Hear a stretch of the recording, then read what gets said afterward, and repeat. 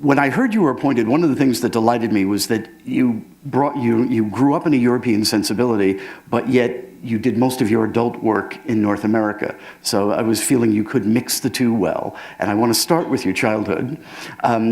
Growing up in Germany, we hear stories about how incredibly subsidized the German arts are, and it's wonderful for everyone to go.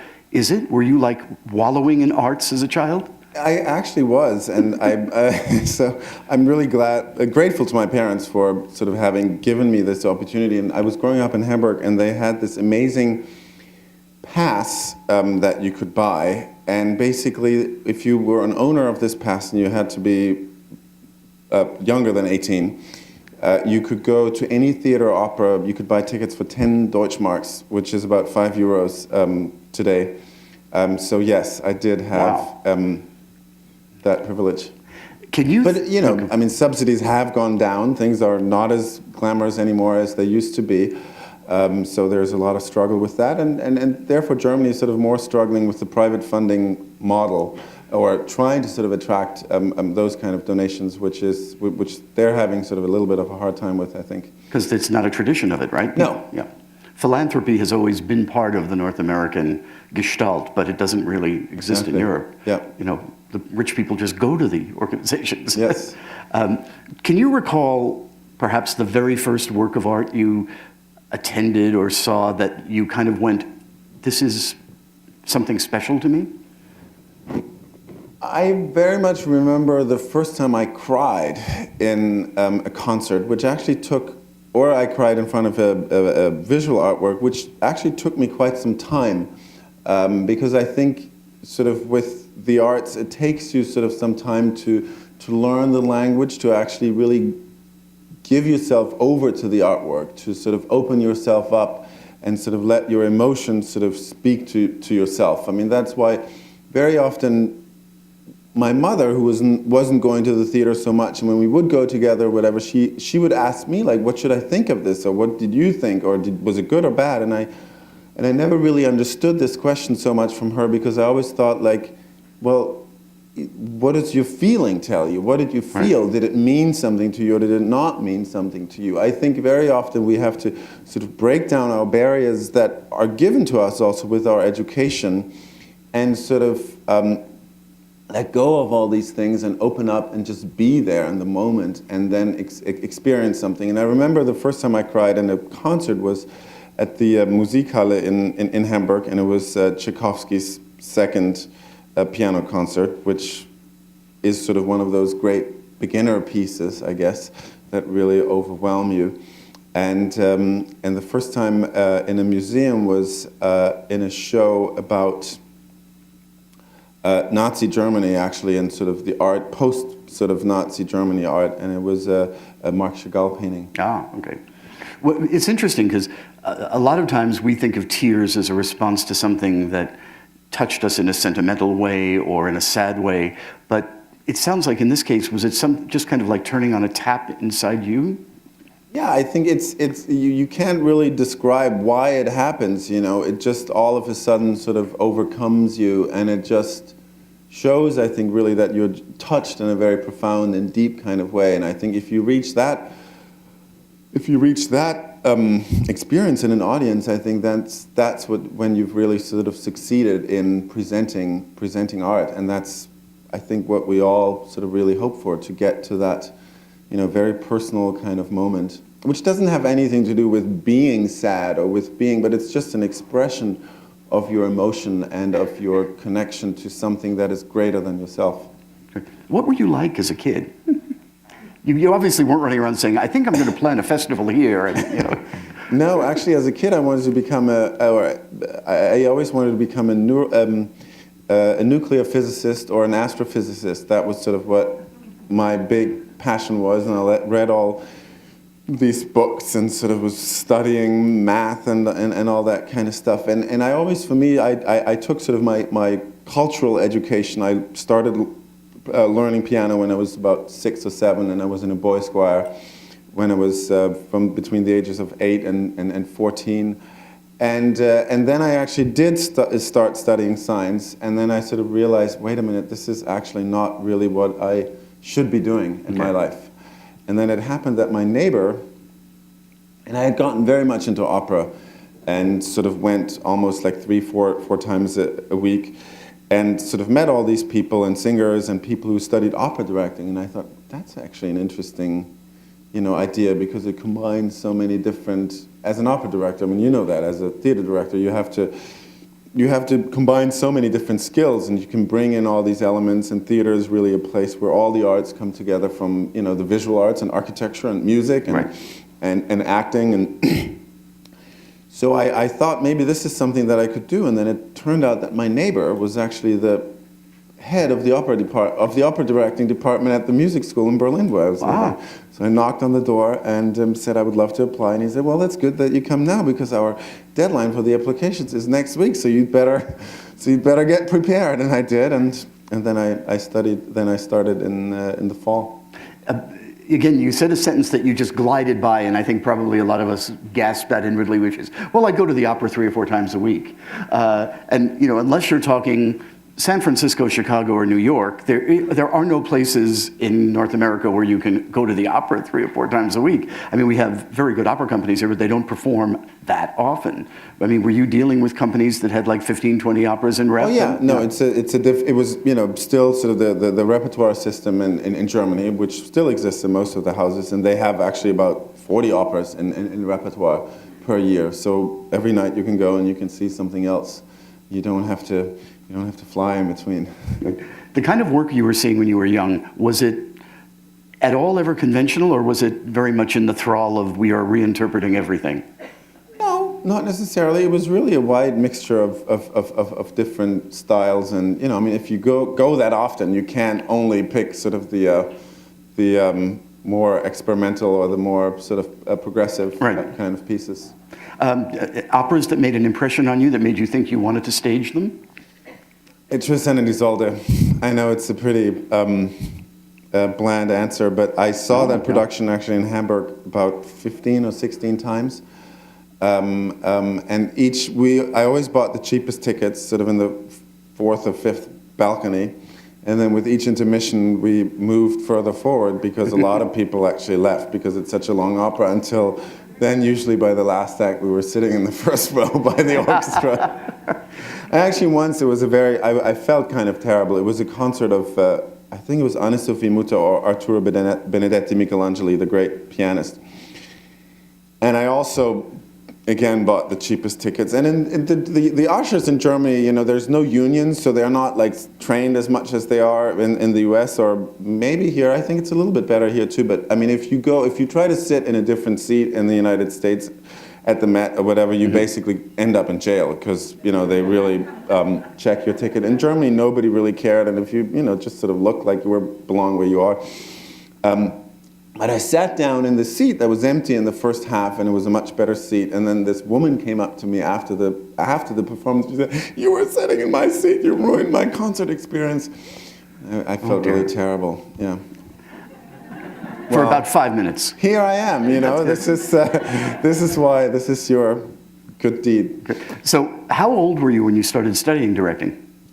I was about 20 years old. Okay. Yeah. In Germany, we have 13 years sort of primary school and high school. So we have a year longer, I guess, than most countries. And then afterwards, you have to do, there's a draft in Germany. So you either go to the military or you do social service. And I sort of, and then you have to explain why you don't want to go to the military. And I did social service. So it sort of always takes 2 years out of your life, which is a beautiful thing, though, because I really enjoyed that time, sort of as a time to give back to society and to actually, work with. I worked in an operating theater in actually the hospital where I was born, and one of the doctors, a gynecologist, he came to me and he said, I was actually the doctor that gave birth to you. So that was kind of a nice thing. From a different perspective, it was quite an enriching experience. Also, do you think it's great that, I mean, a lot of times we rush people, especially now that we've lost grade 13 in Ontario, kids at 17 and 18 are going into first year university, or first year if they're artists, into theater school or music school, and being forced to make decisions they really aren't mature or old enough to make yet. I mean, you're actually right. I mean, you meet so many people that go to college, and you ask them, like, so what do you want to do? And they say, like, well, I don't really have a clue. And I think, I think it's good to actually sort of get out of that education system for some time and find, what you really want to do, and then sort of do it full force, absolutely. Now, I'm curious, how do they teach you to direct opera? I know how they do it with theater, well, which they is not obviously always didn't, effective, because I didn't become an opera director. So I don't know. My biggest education part was that I actually was not at the school. Sort of when I really wanted to work with some of the greatest directors of our time, so I applied for internships with different directors. So my earliest experience was this female director from East Germany. Her name was Ruth Berghaus. You don't know her? Oh, you do know the name? Wow, yeah. wow. Okay, wow. She was really amazing. She was a dancer. She was a student of sort of this German expressionist dance tradition, and Mary Wigman and Great Palooka. And then she was actually a disciple of Bertolt Brecht at the Berlin Ensemble, and then was the director of the Berlin Ensemble, and then she sort of went into opera. And she did some amazing productions. So she was sort of my first contact with someone really wonderful and great and substantial. And then I did an internship with Peter Stein, who's a famous German director as well, who was pretty much not interested in me or younger people or whatever comes after him. He was still very much interested in himself. And then I met Robert Wilson. That's it.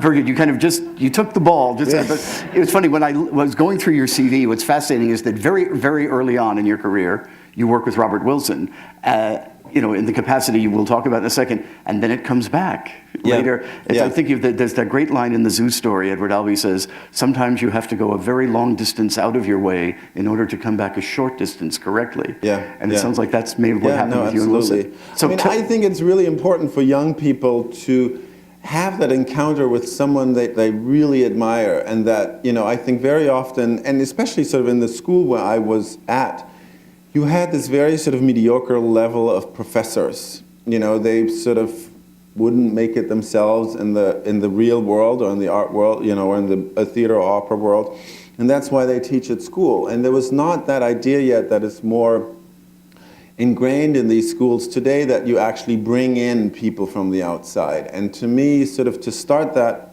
to ignite that fire in an artist or in whoever it is, you need that sort of encounter with an outstanding artist that really opens up your horizon. And I was very lucky, that I had, that I was bored in that school and sort of decided, I want to just try to get away from it as much as I can and actually work with these kind of people. With Wilson, had you seen any of his work, or had you just read about it? Well, I grew up in Hamburg, and he did this production there called The Black Rider, which was wildly successful. It's sort of this musical that's based on a German romantic story where William Burroughs wrote the text, and Tom Waits wrote the music, and he directed it, and it was a huge success, and was always sold out, and I couldn't get tickets. Even I could get tickets with my, wonderful sort of, student come to see the theater pass. So I didn't see that. And then I did see a production of Alice that he did also with Tom Waits, and I didn't really like it, and I left in the intermission, and I did see Parsifal, which he directed at the Opera House in Hamburg, and I remember I fell asleep, and that was sort of basically the grounds on which I met him. I never told him until much, much, much later. And actually, I've since seen Parsifal and think it's an amazing production, but I wrote him a letter and said, I'd love to sort of work with you. And I met him in Berlin, and I don't think he was very impressed at all, and sort of forgot about me immediately. And then I was working for Peter Stein, which was not the greatest experience of my life, but the choreographer who was working on that production was actually also working with Wilson. And he said, well, why don't you come back for Pelléas et Mélisande, which we're going to do in the summer, and you can, sort of learn and intern and stuff like that. So I did. And then Wilson is someone who also has an incredibly busy life. He juggles like 10 different projects at the same time, and so has a lot of administrative work to do as well, and goes back to his office after the work and then sort of writes faxes. That was still the time that, faxes were written. And I'm pretty sure He must be in the Guinness Book of Records for having written the most faxes in his life, because he really endlessly wrote faxes, and handed me a stack of faxes basically all the time, about 100 faxes to be sent to different people, and I went, and after 15 minutes or whatever, I came back, and he was always very impressed. And I think I could just type the numbers in very fast because I could play the piano very well. Okay. So basically, I think that really impressed him, and then he invited me to come to the Watermill Center, which is this interdisciplinary arts center that he founded, where he every year has a large international workshop program where he sort of starts his new productions and works with his collaborators and young emerging artists from around the world to sort of develop his work. Since then, sort of, I've been in touch with him. Again, I had the pleasure of just meeting him Yeah. in Ann Arbor a couple of months ago. I went to see the Einstein on the Beach that is going to be here this summer, and I recommend it very highly to you. I got to see literally the first public performance of it, and to spend a day running around a building with Philip Glass and Robert Wilson was pretty amazing. But as I was saying to Jorn, he wasn't what I expected. I thought he was going to be a little nutty professor-ish, because you heard about this man who does these 9-hour productions where people barely move and they're based on mathematics and stuff. And then someone came in who I thought could have been a cleric. He was very neat, the hair trimmed back, he was all in black. Oh yeah, no, he would write little notes on my, I do trim my beard, I don't shave, obviously. He would write like little Post-its and stick them on my desk. Well, I was also his personal assistant then for a year and traveling around with him all over the place. And he was always about getting dressed neatly. And Brooks Brothers is sort of heaven for him. And I'm not a Brooks Brothers kind of person. And he always wanted to give me vouchers so I can buy some new shoes and shirts and stuff like that. And I was always like, no, I don't want that. And he would write little notes and say like, Jorn, you really have to shave. And but I did resist to an extent. Sometimes I did comb my hair more often when he was around. But he grew up in Waco, Texas, where there's basically no art around. And his father was sort of like the town supervisor. And he was a very, very strict person. Both of his parents were emotionally quite cold. And he actually apparently he never touched his mother. Even when she died, she would not hug him or anything like that or touch him. And his father was, they didn't want him to become an artist at all. His father thought it was not only sick but abnormal to do art. And then Wilson went to New York and sort of, became an artist. He'd never studied theater, but he studied architecture at Pratt. And started developing his really, genre redefining and work. And Einstein on the Beach was a production that his father came to see at the Metropolitan Opera, and apparently he was quite proud of him, and he said, son, you must be making a lot of money. A lot of people were there, and it was, a huge success and whatever, and he said, sir, actually not. I'm actually quite in debt after this, because it's a very long piece, and the Metropolitan Opera has, strict unions. And they didn't actually invite the production, but they let him rent the theater. So on a Sunday evening, the production is about 5 hours long. It went into overtime, and he had to pay triple wages to the stagehands or whatever. So he was about $300,000, $400,000 in debt. And that was actually the first moment that his father was really proud of him, because he said to him, like, son, I didn't think you'd have the brains to be that much in debt. An odd kind of paternal pride. Yes. Yes. Now, when you left Wilson in those early years, would he have wanted you to keep staying on, or did you decide to go, or what happened? Well, I came to the Watermill Center for the first time, and then after that summer, sort of after 6 weeks of working with him, and he had asked me to become his personal assistant. So he has an office in New York, where his manager and agent sort of sits, and where he has an archives and other sort of functions. And then he always has a personal assistant that basically organizes his entire life and travels with him around the world. Wherever he is, that person is. It's sort of a little bit like modern slavery, but with a great potential outcome at the end. And sort of the usual term for these people was a year, because I don't know how he does it, but because he's been doing it for 30, 40 years, but basically at the end of the year, you're really kind of a flat tire. Yeah. And so he understands that, you know. I think he understands when people have to sort of go on, and he gets very attached. He's really like a father. And I think, you know, he is sort of like a father figure to me, or has become over the years. Right. But he does understand that, you know, at some point there is the time when you have to grow up. Cool. And I guess me sitting here and this job is my growing up too. Good. So at this point in your life, you know, you've had the experience of working with Wilson, you've had your music training, you've done a bit of opera training. Did you stop and say, what do I want to be when I grow up? No, I mean, I did know that I want to be in the arts and I want to be in the theater. And I finished my studies and I directed an opera sort of as my final thesis. Which opera? I did also Péléas et Mélisande, which was sort of had been my favorite opera and still is one of my favorite operas. And he was actually one of my, he was on the jury. So he came in, and everyone else, sort of all my other mediocre professors that I left all the time, had been incredibly impressed that he was there, and gave me sort of my final mark for that, you know, for my school.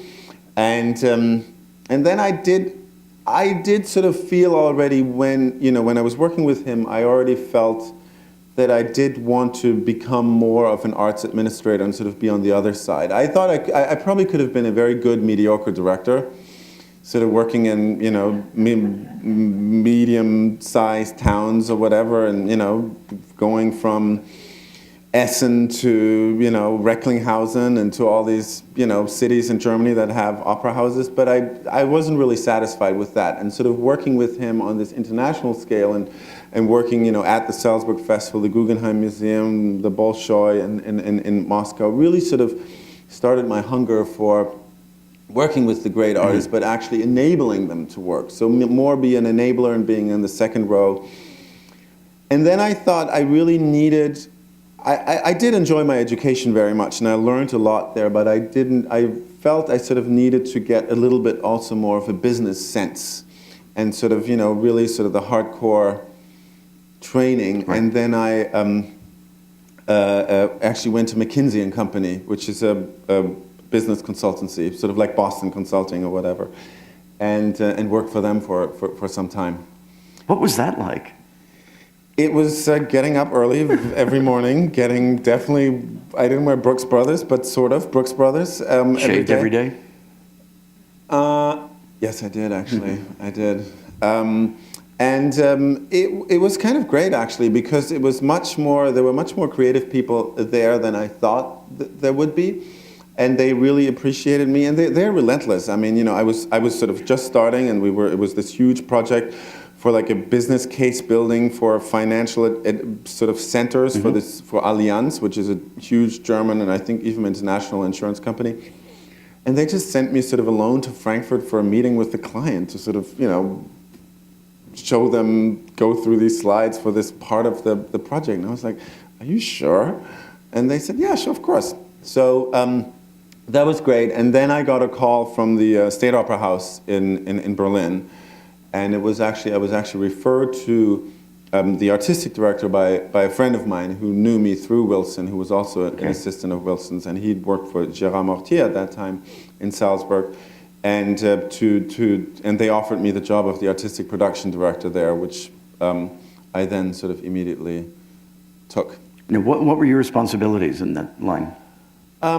I was, you know, in charge of, or I was working with the artistic director on the overall programming, a lot of administrative things, obviously, and we also, I was in charge of the sort of overseeing also the fundraising department, and which was little still because it's Germany, and we also had we sort of opened up a secondary performance space, which was this huge sort of industrial warehouse that we had right next to the opera, where I did a lot of programming, or where I did the programming and brought in a lot of different artists from different fields and visual artists to sort of let them use all the different departments, the workshops, the orchestra, the singers, the soloists of the opera house, and create sort of large-scale performances. Well, so a kind of a performance art piece happening in the shadow of the Stasso. Yeah, yeah. One project was very, very charming. We did this production of Parsifal, and Daniel Barenboim, who's sort of one of the great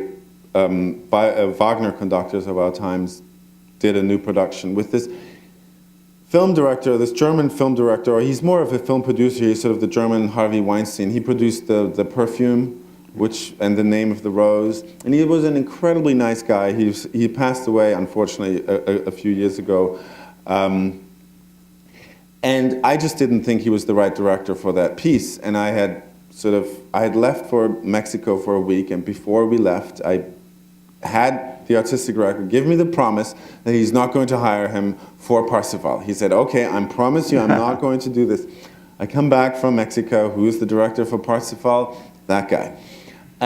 So I thought we have to do something sort of special to sort of give that a counterbalance. So we did a sound recording. So we did a live broadcast of Parsifal into this other performance space, and had this performance artist, this German performance artist, do a 5-hour Parsifal performance, performing all the characters and sort of creating this huge environment. It was all filmed and projected and everything. It was really beautiful. And for the opening night, Wolfgang Wagner, who's Wagner's great-great-grandson, and his wife, both of whom are also dead now, were with Barenboim and Wolfgang Wagner's niece, Nike, who's sort of the progressive one. She was in my performance, and she gave an interview afterwards to the newspaper and said, "This is how you have to do Wagner and everything." So it was kind of nice.